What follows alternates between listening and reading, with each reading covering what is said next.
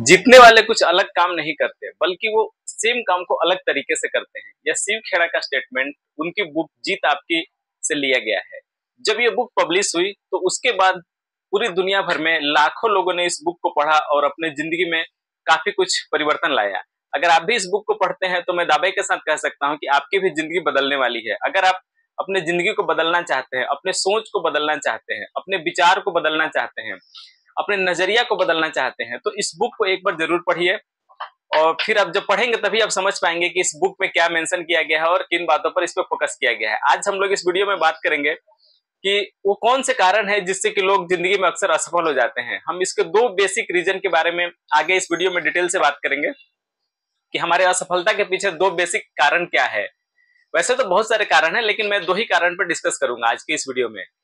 पहला देखिए, जो भी हम लोग जब भी अपने जन्म लेते हैं तो भगवान ने हमें बहुत सारी शक्तियां देकर इस धरती पर भेजा है, लेकिन हम में से ज्यादातर लोग उन शक्तियों से अवेयर नहीं रहते हैं। उनको नहीं पता होता है कि उनके अंदर बहुत तरह की शक्तियां हैं और वो जब उनको पता नहीं होता है तो ऑब्वियस सी बात है कि वो अपने शक्ति का प्रयोग भी नहीं कर पाते हैं। बहुत कम लोग हैं जो ये जान पाते हैं कि भगवान ने उनके अंदर बहुत सारी शक्तियां दी हैं और सबके अंदर वो शक्तियां हैं। चाहे वो पर्सन आज के डेट में सफल हो, चाहे वो पर्सन असफल हो, वो शक्तियां सबके अंदर है। सफल वो लोग हैं जिन्होंने उन शक्तियों को पहचाना और उस पर काम किया। जो लोग उन शक्तियों को नहीं पहचान पाते हैं तो वो लाइफ में असफल ही रह जाते हैं। तो ये भगवान को दोष देना कि देखो मैं सफल नहीं हो पाया, इसमें मेरा लक काम नहीं किया या फिर लोगों ने मुझे सपोर्ट नहीं किया, ये सरासर गलत बात है। सबके अंदर वो क्षमता है, बस हम उस क्षमता को पहचान नहीं पाते हैं। तो अक्सर ज्यादातर लोग असफल होते हैं। इसके बारे में मैं डिटेल से हम इस वीडियो में बात करेंगे। तो दो रीजन है, मेरे नजर में दो रीजन है लोगों के असफलता के लिए। सबसे पहला जो रीजन है कि हम अवेयर नहीं रहते हैं। इट मीन्स अगर हमारे सामने कोई अपॉर्चुनिटी आती है तो हम उसको नहीं पहचान पाते हैं और वो अपॉर्चुनिटी निकल जाती है। जब अपॉर्चुनिटी निकल जाती है तो हम बाद में सोचते रह जाते हैं कि अरे यार हमें तो मौका ही नहीं मिला। मौका आपको प्रकृति हर दिन देती है, नेचर आपको हर दिन, गॉड आपको हर दिन हेल्प करता है, लेकिन हम अवेयर नहीं है उन चीजों से तो हम उसको नहीं पहचानते हैं और वो यूं ही निकल जाता है। दूसरा जो सबसे बड़ा कारण है कि अगर हमें लाइफ में कोई चॉइस मिलता है, अगर आपको कोई चॉइस दिया जाता है तो ज्यादातर लोग, हम में से 90% लोग क्या करते हैं कि जो सबसे इजीएस्ट चॉइस होता है उसके साथ वो जाना पसंद करते हैं। अगर आप लाइफ में इजीएस्ट चॉइस के साथ जाएंगे, हमेशा जाएंगे, अगर आपने ऐसी मेंटालिटी बना ली है कि मुझे कुछ मुश्किल करना ही नहीं है, जो भी मुझे इजी वे में मिल रहा है मैं उसी के रास्ते पे चलूंगा, तो आपकी सफलता फिर छोटी ही होगी। अगर आप छोटा रास्ता चूज करेंगे, आप इजी वे को फॉलो करेंगे तो आप बहुत बड़ा कुछ धमाका अपने लाइफ में नहीं कर सकते हैं और न बहुत कुछ बड़ा अचीव कर सकते हैं लाइफ में।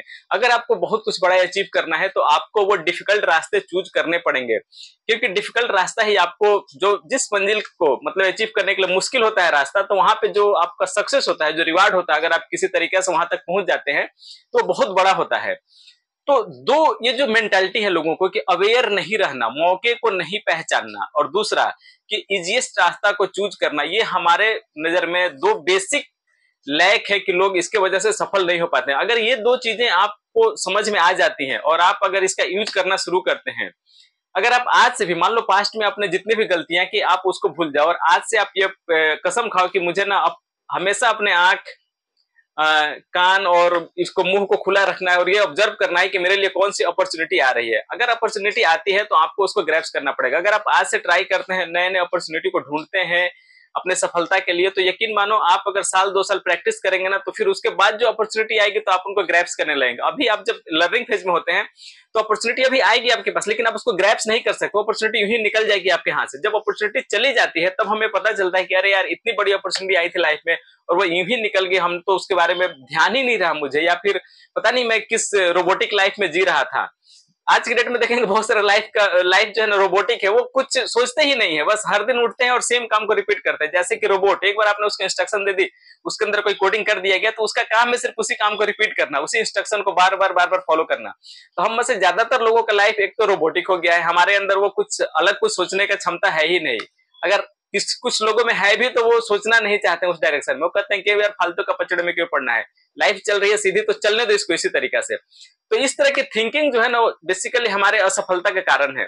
अगर आप आज से अपनी सोच को बदलते हैं तो मैं दावे के साथ कह सकता हूं कि आने वाले साल 2 साल में आपका लाइफ चेंज हो जाएगा, 360 आपका लाइफ चेंज होने वाला है, बशर्ते कि आपको अपने सोच को बदलना है। हमेशा हर टाइम आपको नई अपॉर्चुनिटी को ढूंढना है। अगर आपको जिस भी फील्ड में सक्सेस चाहिए आप उस फील्ड को पहले आप ध्यान से स्टडी करें और उस फील्ड के अवसर को देखें कि कब कैसा आपको उस फील्ड में अपॉर्चुनिटी मिल रहा है, ताकि आप उसको ग्रैब्स कर सके।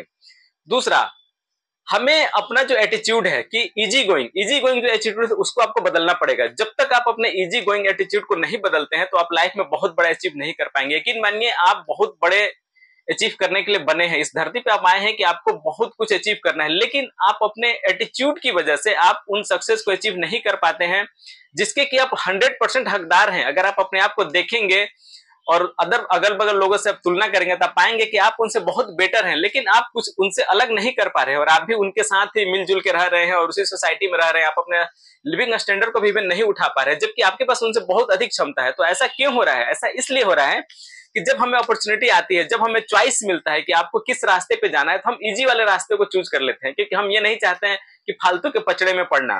तो जब जब आप इजी वाले रास्ते को चूज करेंगे तो आपका लाइफ इजी वे में चलता जाएगा और आप बहुत कुछ बड़ा अचीव नहीं कर पाएंगे। इसका सबसे बड़ा एग्जांपल है कि आज के डेट में देखिए बहुत सारी गवर्नमेंट बन रही है, जैसे कि मोदी गवर्नमेंट भी है, तो पीडीएस सिस्टम द्वारा न जाने हिंदुस्तान के 30, 40, 50 करोड़ लोगों को मुफ्त का राशन दिया जाता है हर महीने।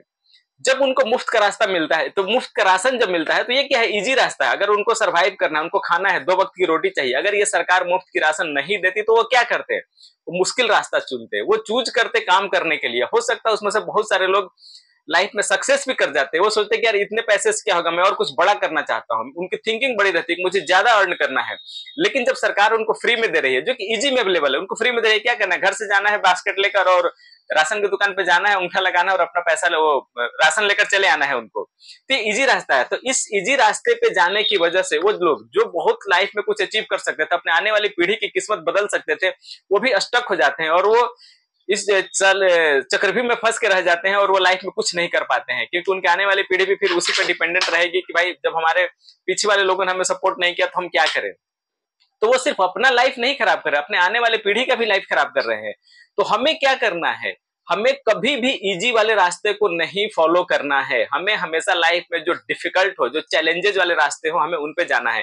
अगर आप चैलेंजेस वाले रास्ते को फॉलो करने की आदत डालते हैं, अगर आप मुश्किलों से लड़ना सीखते हैं, तो धीरे धीरे 1-2 साल में आप इतना मजबूत हो जाएंगे कि जाने अनजाने फिर जब आपको अपॉर्चुनिटी मिलेगी तो आप इजी वाला रास्ता को छोड़ के आप डिफिकल्ट वाले रास्ते को चूज कर लेंगे, क्योंकि आपको पता है डिफिकल्ट वाले रास्ते पे ही आपको बड़ा रिवार्ड मिलने वाला है और इस तरह से आप लाइफ में सक्सेस कर जाएंगे।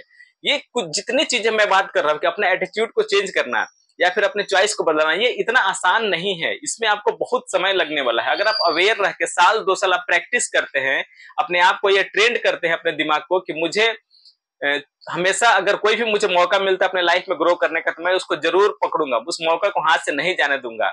और अगर मुझे कोई चॉइस मिलता है तो मैं इजी वाले चॉइस के थ्रू नहीं जाऊंगा, मैं हमेशा मुश्किल वाले चॉइस को ही लूंगा।